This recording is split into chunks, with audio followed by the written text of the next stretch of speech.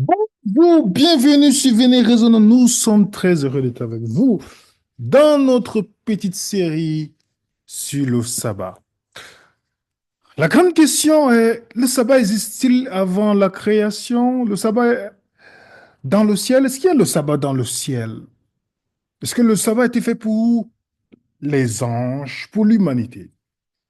Et pourquoi je mets la photo de Doug Batchelor, qui est un prédicateur adventiste et qui défend la doctrine adventiste, bien que c'est rempli de terribles erreurs. Dans une de ces capsules, Bible Answer, où il fait avec John Ross, on lui a posé une question sur le sabbat. Je vais vous montrer cette vidéo parce qu'il y a plusieurs d'autres vidéos qu'il a faites, vraiment que vous voyez les faits historiques et tout ça, vous voyez que ça ne tient pas la route. Mais dans cette vidéo, il contredit la prophétesse de leur dénomination. OK?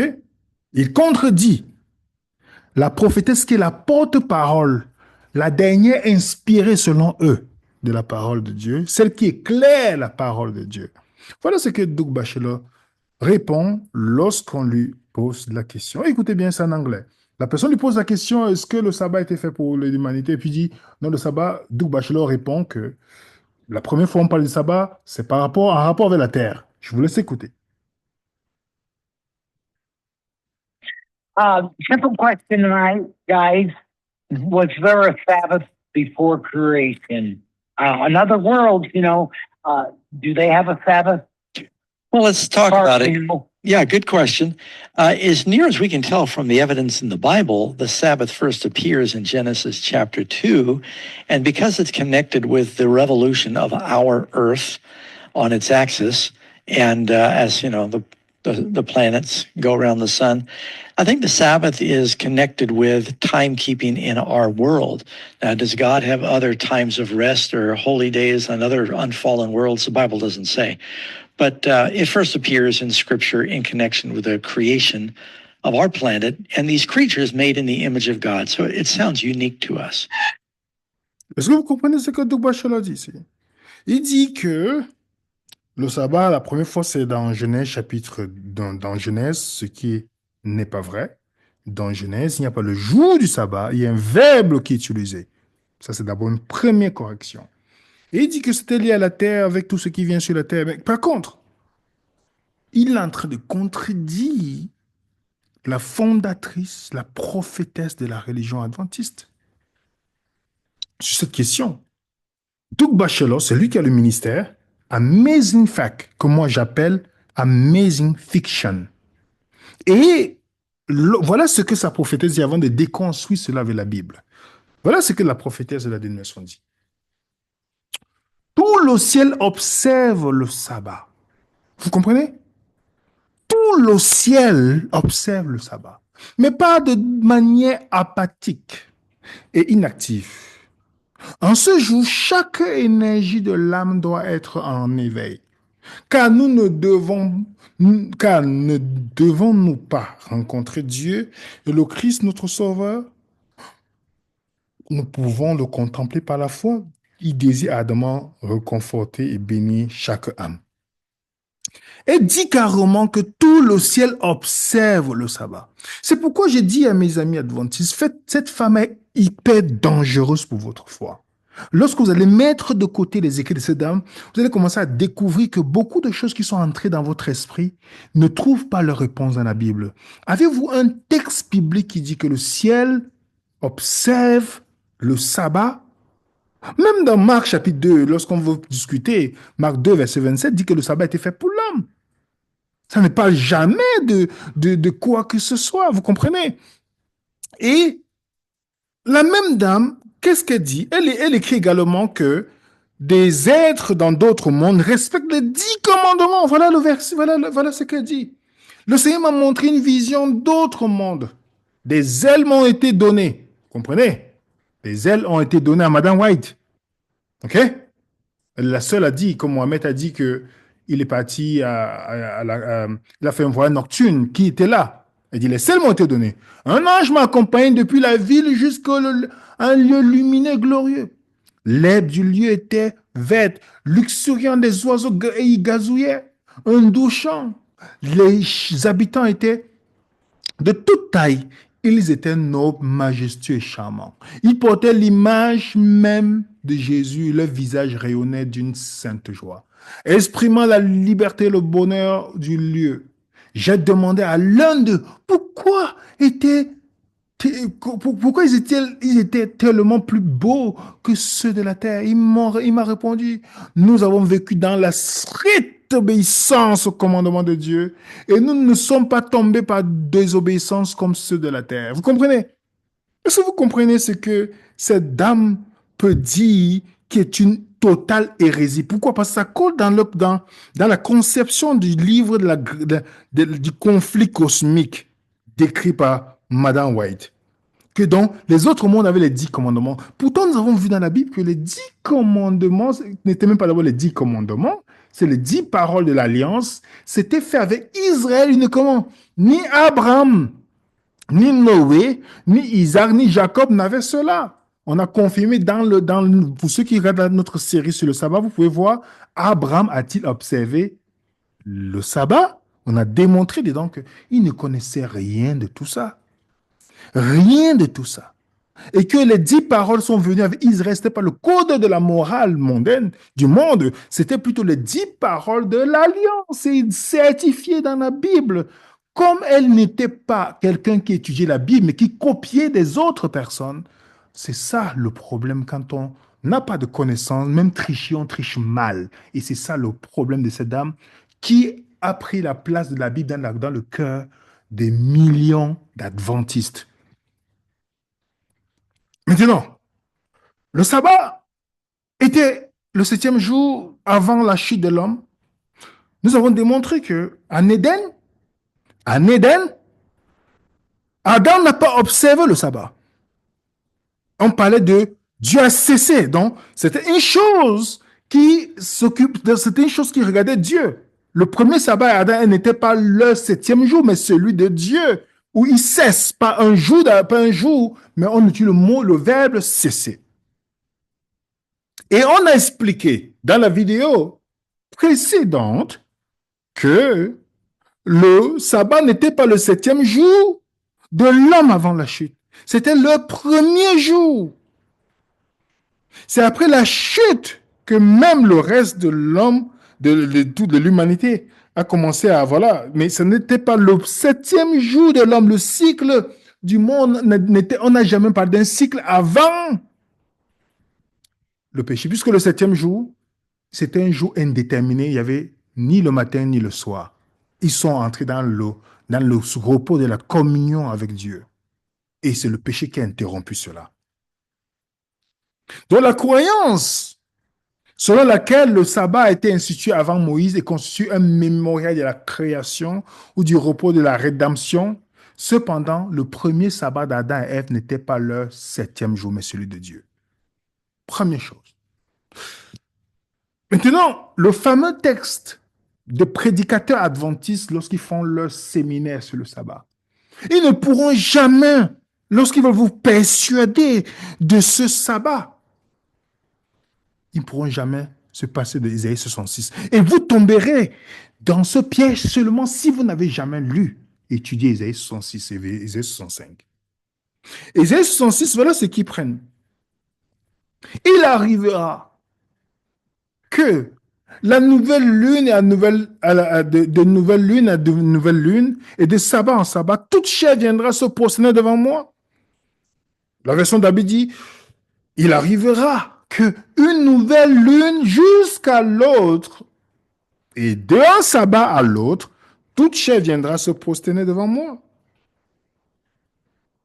Quand on lit Ésaïe 66, en termes, on voit que c'est, en fait, on est dans la métaphore ici dans Ésaïe 66.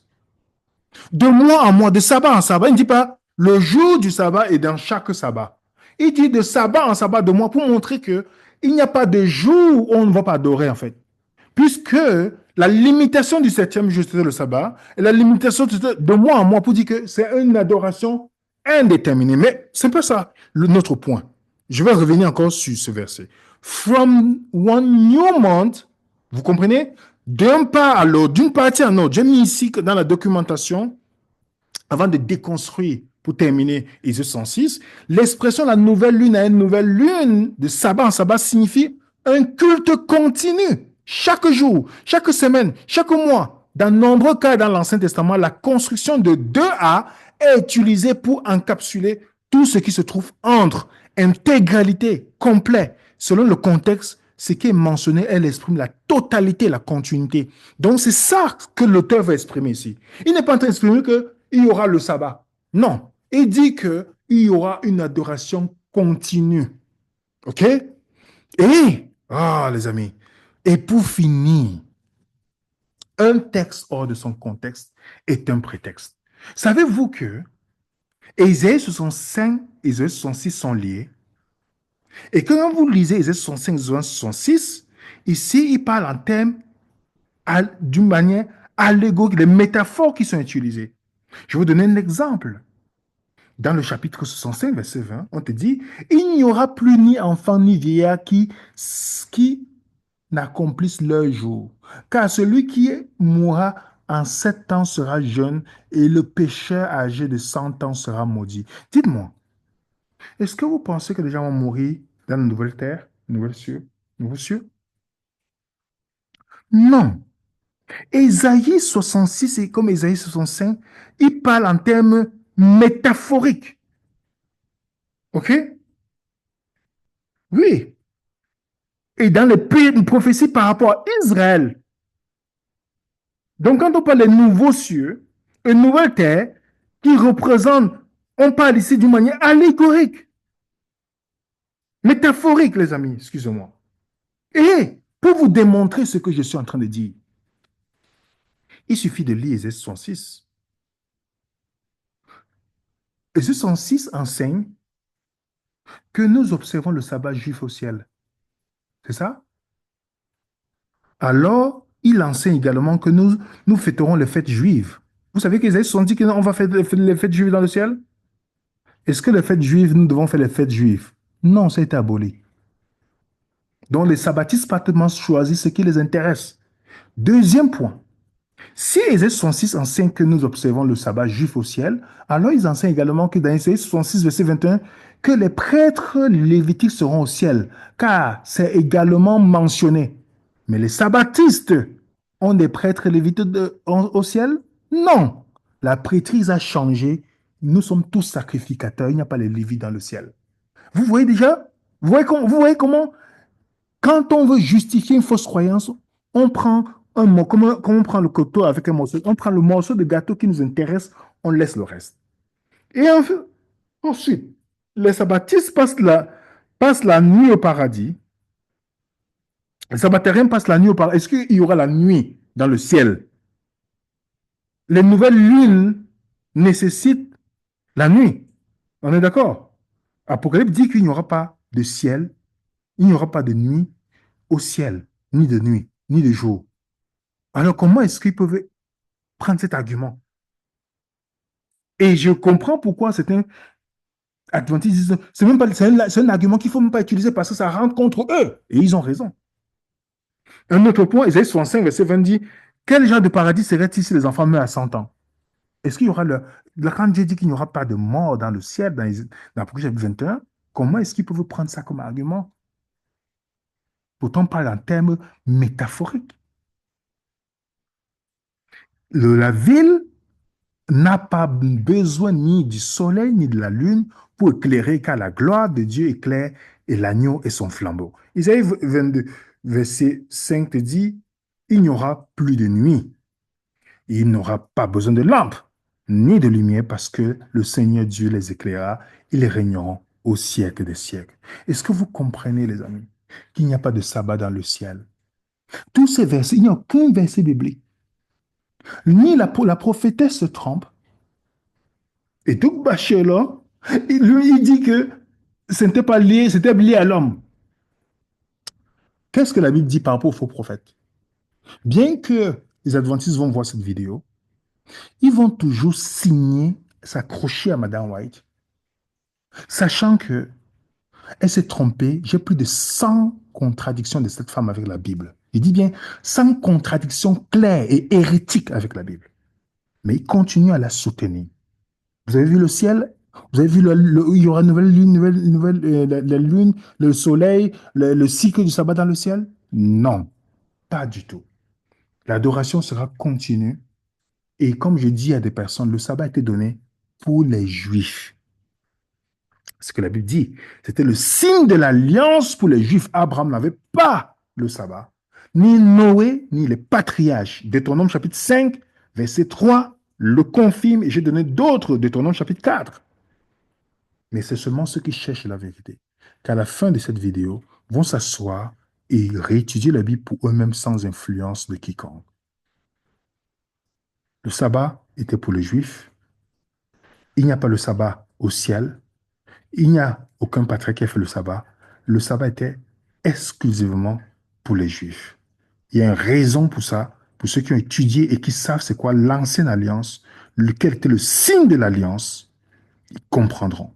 Mais ceux qui ont étudié la nouvelle alliance ne pourront jamais venir vous présenter le sabbat comme une chose obligatoire à faire. Impossible. Si quelqu'un vous le présente, sachez qu'il est en train de vous priver de la grâce de Dieu. C'est pas moi qui le dis, c'est Paul qui le dit dans Galates chapitre 3. Et malheur quiconque n'observe pas toute la loi. Ça veut dire que si vous choisissez, vous devez faire tout. Il dit bien maudit quiconque. C'est Galates chapitre 3 qui le dit. Donc à chacun de choisir. Moi, je préfère être sur le régime de la grâce que nous avons déjà démontré c'est quoi dans la Bible et rester sur la Bible uniquement. Il n'y a pas de sabbat dans le ciel. Et le sabbat était pour les Juifs. Et il n'y a aucun verset biblique qui demande la recommandation du sabbat pour les chrétiens. Mais alors, celui qui veut se reposer, qu'il choisisse comme il veut. J'ai vu quelqu'un dans un commentaire dire, est-ce qu'on adore le quel jour alors? Si vous comprenez comment on a endoctriné les gens, la fausse théorie du dimanche, la marque de la bête qui est un jour d'adoration, c'est parce que dans la tête de beaucoup, le sabbat, c'est un jour d'adoration. Je challenge quiconque me donne un à deux versets qui me montrent que le sabbat, c'est un jour d'adoration. Je challenge quiconque, avec fait, me montrer un verset qui dit que adorer ce jour. Vous savez, c'est quoi l'adoration? Jean 4, vous lisez le verset 20 à 25. Les vrais adorateurs, Jésus dit, adore Dieu en esprit, en vérité. L'adoration, c'est tous les jours. Il n'y a aucune chose dans le sabbat qui dit que c'est un jour d'adoration. Mais vous savez combien les gens l'ont transformé? Et c'est comme ça. Quand vous et moi on n'étudie pas la Bible, on est à la merci de fausses doctrines. Que Dieu puisse nous éclairer et nous aider à être dans notre autonomie et de dépendre uniquement de Jésus. Et que sola scriptura seul, soit votre référence en matière de choix de votre croyance. Que la paix du Seigneur soit avec vous. Et le document de cette étude sera disponible dans notre groupe Telegram. Abonnez-vous. Et merci pour ceux qui mettent un coup de pouce sur cette vidéo. Nous avons encore beaucoup de séries sur le sabbat, sur l'état des morts, beaucoup de choses que nous allons faire en petites capsules. À très bientôt les amis sur Venez Raisonnons.